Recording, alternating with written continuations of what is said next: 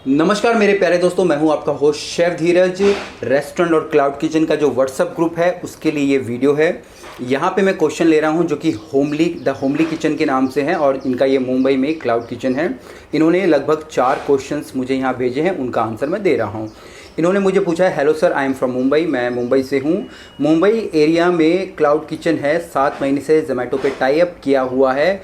5 party order भी इन्होंने किए हैं जोमेटो पर मंथ 100 ऑर्डर करीब ये कर रहे हैं। जून जुलाई में फिर जुलाई में फसाई में इनको कुछ प्रॉब्लम आई, तो फसाई की वजह से इनका जो पूरा का पूरा क्लाउड किचन बंद रहा। इनके पास किसी भी प्रकार के ऑर्डर्स नहीं आए। अब अगस्त में दोबारा चालू किया है, बट काम बहुत ही ज़्यादा स्लो है। तो इनका जो इन्होंने अपनी जो सिचुएशन है, कंडीशन है, वो बताइए। अब इन्होंने यहाँ 4 क्वेश्चंस पूछे हैं। पहला क्वेश्चन इन्होंने पूछा है कि आपके एक्सपीरियंस के साथ लगभग 7 महीने इनके जो बिज़नेस को हो गया है, अब इसका क्या फ्यूचर हो सकता है।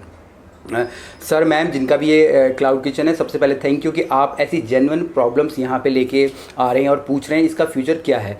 यहाँ पे मैं यही बोलना चाहूँगा, जो भी मेरा एक्सपीरियंस है, कम्प्लीटली जो भी बिज़नेस होता है कम्प्लीटली वो आपके माइंडसेट के ऊपर होता है।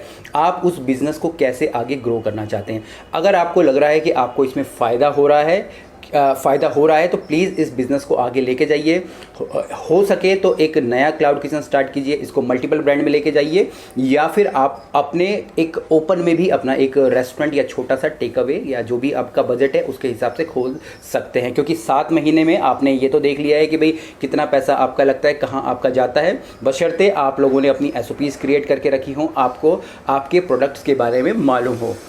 दूसरा इनका क्वेश्चन है, मैं अभी मेरा क्लाउड किचन नया ओपन करूं नॉनवेज वाला, या फिर मैं कैफ़े खोलूं, क्या ये सही समय है।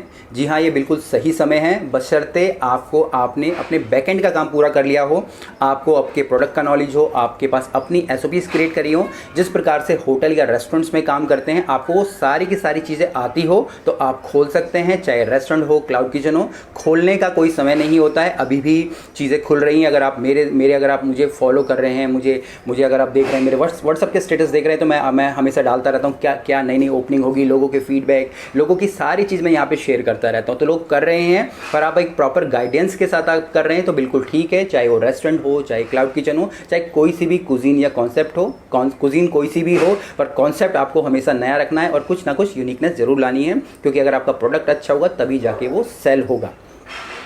इसके बाद इन्होंने तीसरा क्वेश्चन पूछा है, रेस्टोरेंट किचन में कैसा सिस्टम होता है, होटल होने से पहले क्या क्या तैयारियां करनी पड़ती हैं। क्योंकि अभी कैसा होता है, 50 डिशेज़ हैं और 50 डिशेज़ का प्रिपरेशन करके रखते हैं, तो ऑर्डर आते हैं दिन में सिर्फ 5-6, तो बाकी वेस्ट हो जाता है।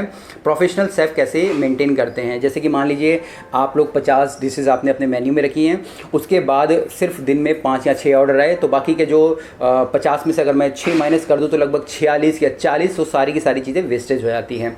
तो उसको कैसे मेंटेन करें, तो यही जो रीज़न होता है, यही होता है हमारी SOPs क्रिएट करने का। और हर किसी के लिए अलग SOPs होती हैं, ये नहीं है कि मैं आपको यहाँ पे कुछ बता दूँ और आप उनसे सब कुछ सीख जाओ।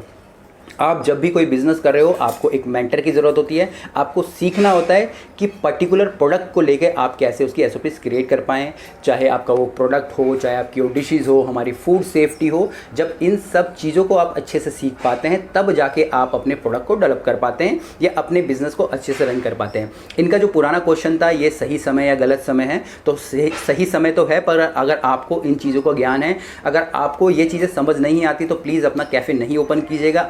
आप नुकसान में ही जाओगे, आपको कभी भी बेनिफिट नहीं होने वाला है, या आप कभी भी प्रॉफिट में नहीं आएंगे, क्योंकि आपको अभी इन चीज़ों की ही समझ नहीं है। क्योंकि आपने तीसरे नंबर पे क्वेश्चन पूछा था, इसलिए मैं अपने जो आपका जो उसका प्रॉपर आंसर सेकंड उसमें नहीं दे पाएगा।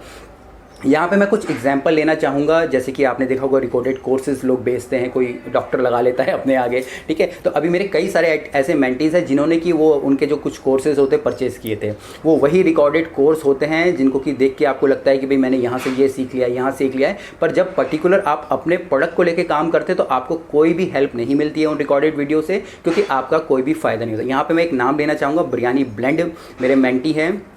इवन अभी मेरा कुछ उनके साथ और एक नया एक वेंचर भी हमारा आने वाला है उनके साथ में, ठीक है। उन्होंने बिरयानी ब्लेंड जिनका ये आउटलेट है देहरादून में, उन्होंने रिकॉर्डेड कोर्स खरीदे थे। उन्हें लगा था कि मुझे कुछ फ़ायदा हो जाएगा, पर उससे कुछ फ़ायदा नहीं होता। Then they took my services. तो काफ़ी 1-1.5 साल से हमारा रिलेशन चल रहा है।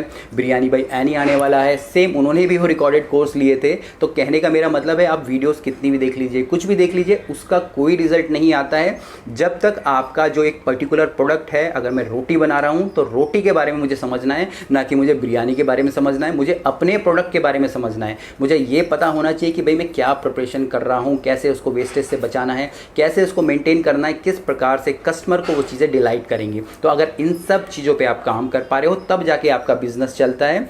और इसके बाद सबसे लास्ट में यहाँ पे मैं इनका जो क्वेश्चन है, स्टार्टिंग में तो बिज़नेस थोड़ा स्लो रहता है, कभी कभी कोई ऑर्डर ही नहीं आता है, तो आप बताएं अपने आप को कैसे मोटिवेट रखें। अभी जैसे अगर बोलूं कि भाई कि इनका जो बिज़नेस है बहुत स्लो चल रहा है, जैसे खुद ये लिख रहे हैं, और किस प्रकार से अपने आप को मोटिवेट रहें।